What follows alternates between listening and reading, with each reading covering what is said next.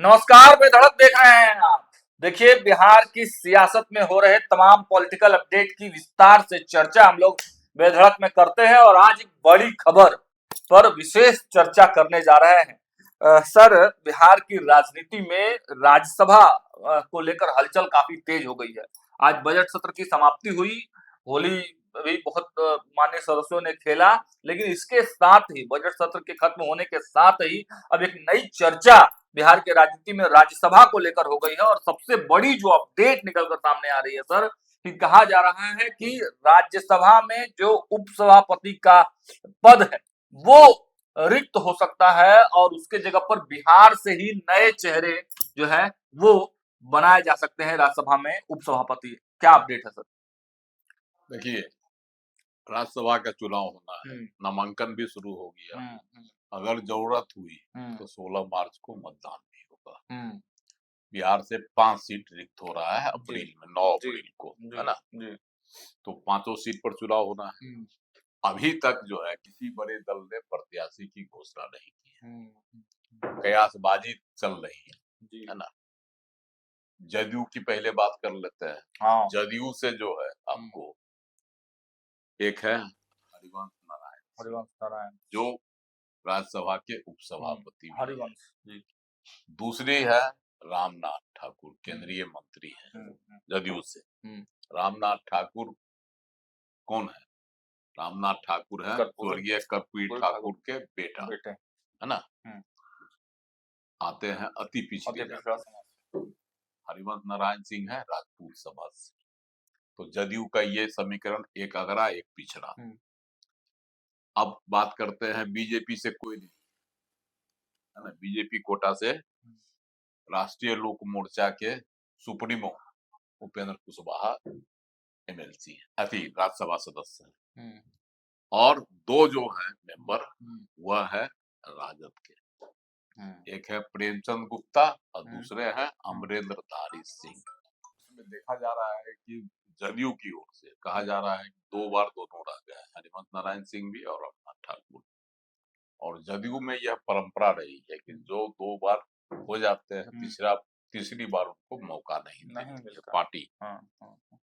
हालांकि अपवाद भी इसके है ना। कुछ नेता तीसरी बार भी गए हैं राज्यसभा, लेकिन इस बार जो उम्मीद है उसमें हरिवंश नारायण सिंह का पत्ता जदयू काट सकती है।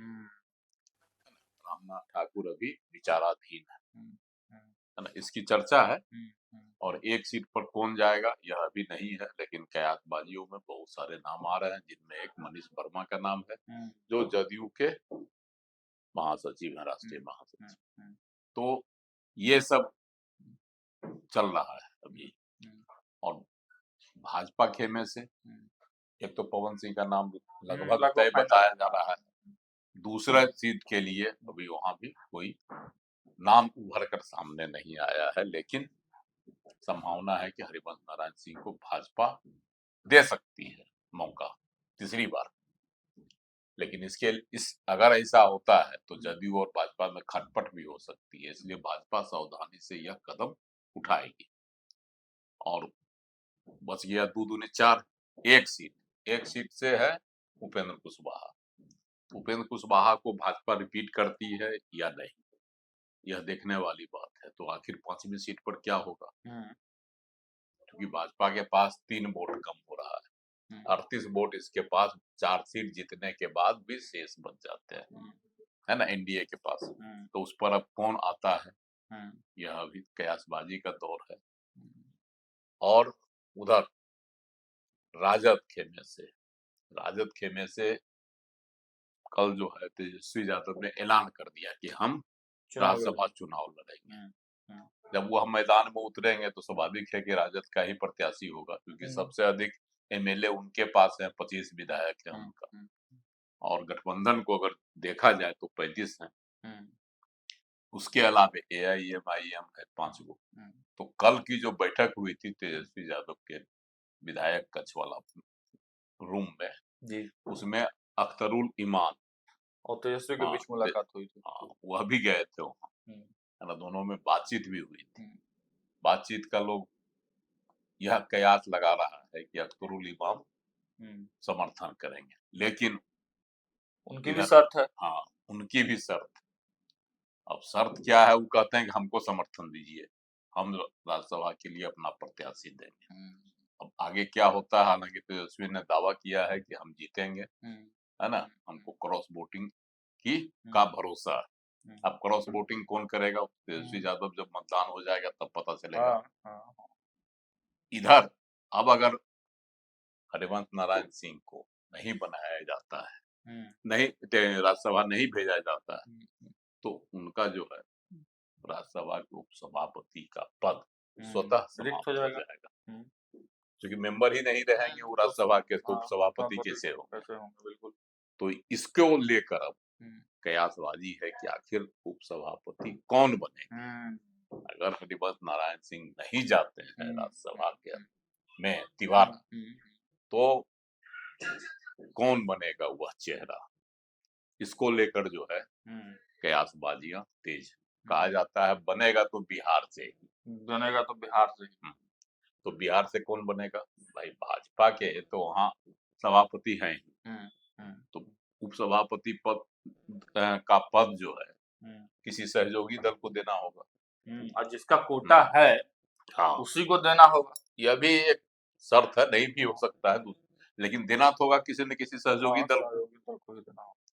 तो अब बिहार से नीतीश कुमार जी के साथ सरकार चल रही है, अभी नीतीश कुमार जी के ही राज्यसभा सदस्य हरिवंश नारायण सिंह उपसभापति रहे हैं, तो ज्यादा संभावना है कि इनकी ही पार्टी के किसी राज्यसभा मेंबर को मतलब उपसभापति का जो पद है वो जदयू को ही जा सकता है। हाँ, संभावना इसकी ही ज्यादा है।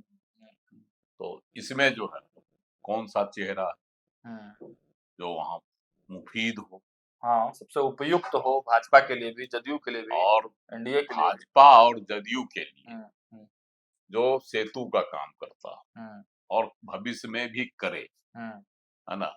भाजपा भी चाहेगी कि ऐसा आदमी को बनाया जाए जदयू की ओर से ही, जो हमारे लिए विश्वस्त हो। तो उस विश्वस्तों की श्रेणी में तभी तक हरिवंश नारायण सिंह नंबर 1 है, नंबर 1 हाँ माने जाते हैं।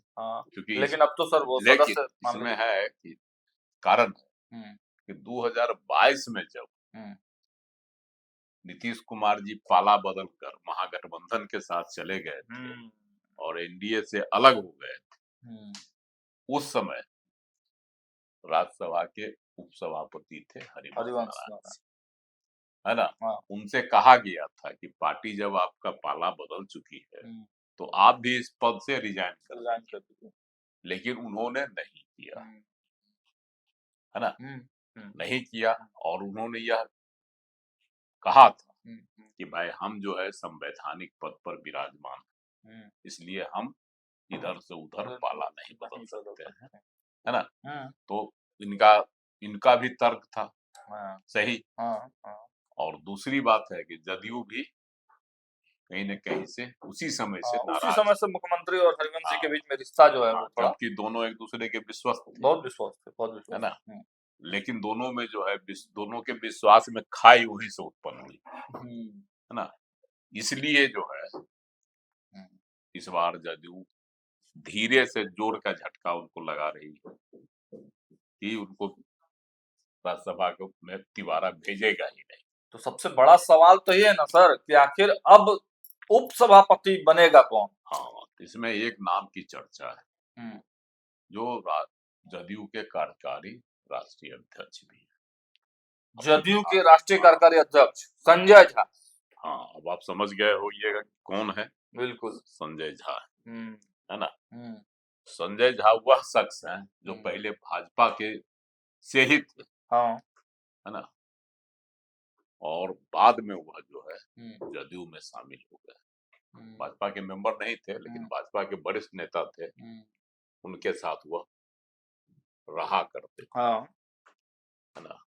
वो अब नहीं रहे, दिवंगत हो गए। अरुण जेटली उनके ही करीबी थे, उनके ही सानिध्य में थे और उनके ही कहने पर वह जदयू में शामिल हुए थे।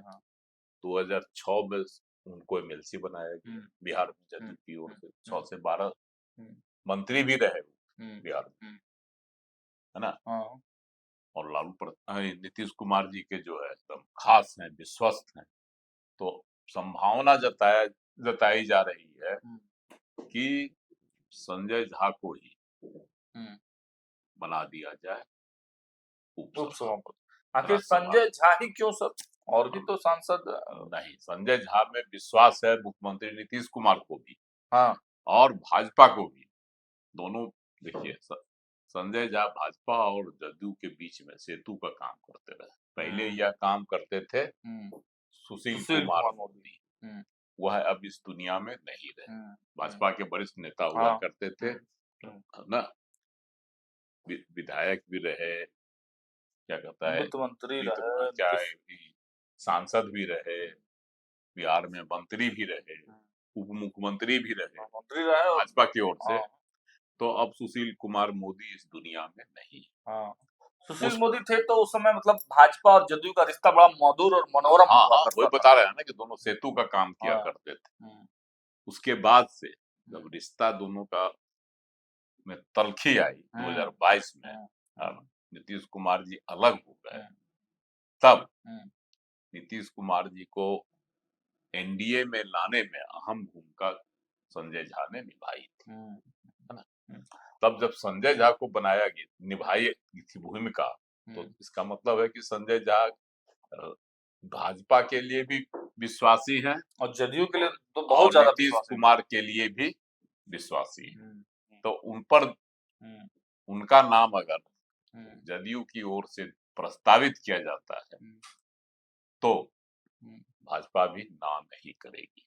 हाँ, मतलब यह एक समीकरण बन सकता है, जिसकी पुरजोर चर्चा अब चल रही है कि अगर हरिवंश नारायण सिंह को जदयू दोबारा नहीं देता है टिकट राज्यसभा के लिए, तो राज्यसभा के उपसभापति के नाम पर संजय झा का मतलब उनके नाम पर भी सहमति बन सकती है। संजय झा का कार्यकाल भी है 2030। हाँ, कार्यकाल भी है। और देखिए संजय झा एक ऐसे व्यक्तित्व वाले इंसान हैं जो सेतु का काम, जो सर ने कहा वो तो है ही कि भाई भाजपा और जदयू के बीच में सेतु का काम करते हैं, लेकिन ऐसा नहीं है कि जदयू झुक जाती है भाजपा के सामने या जदयू अपने हितों का ध्यान नहीं रखती है। बिल्कुल अपने शर्तों पर ही संजय झा सर अडिग रहते हैं।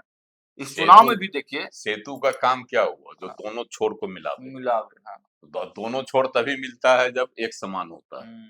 तो कहीं न कहीं से इसमें जो है बड़ा और छोटा का कोई भाव नहीं होता। सेतु का मतलब ही हुआ कि एक दूसरे को जो समान तरीके से जोड़े। और सर पिछले चुनाव में भी बड़ी व्यापक रणनीति संजय झा की रही है, बहुत अहम भूमिका रही है। इसलिए संजय झा के नाम पर सहमति बनने की संभावना है। चर्चा अभी कयासबाजी में है कि संजय झा ही को ही जदयू राज्यसभा के लिए नामित कर सकता है, राज्यसभा के उपसभापति पद के लिए नामित कर सकता है। राज्यसभा में तो 2024 में बने थे राज्यसभा के सदस्य, 2030 तक उनका कार्यकाल है। इसलिए इस पूरे टेन्योर के लिए भी हो जाएंगे जो भी है राज्यसभा का। इसीलिए उनके नाम पर सहमति बन सकती है। वैसे अगर वह बनते हैं तो फिर कार्यकारी अध्यक्ष कौन होगा पार्टी का, ये भी बात है। इस पर भी मंथन होगा। हालांकि जदयू में सर ऐसी परिपाटी नहीं है कि एक पद और एक पार्टी, वहां तो आदमी रख सकता है।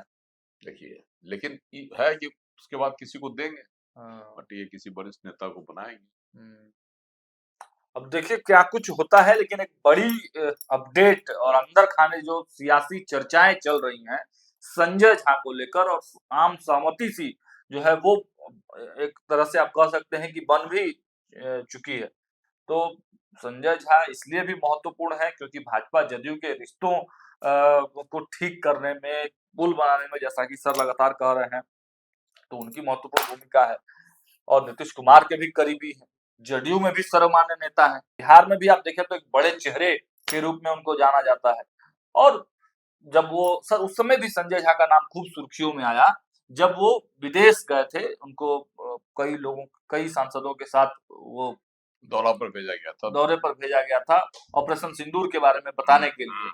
तो उस समय भी विश्वास इन्होंने हासिल किया था नरेंद्र मोदी का। हाँ, तो उस समय भी संजय झा की चर्चा खूब हुई थी और इस वक्त भी बिहार से लेकर दिल्ली तक से संजय झा, मिथिला के लाल की चर्चा खूब जोरों पर है। अब देखना होगा क्या कुछ होता है, क्या फिर से राज्यसभा के उपसभापति के रूप में बिहार के लाल को ही मौका दिया जाता है।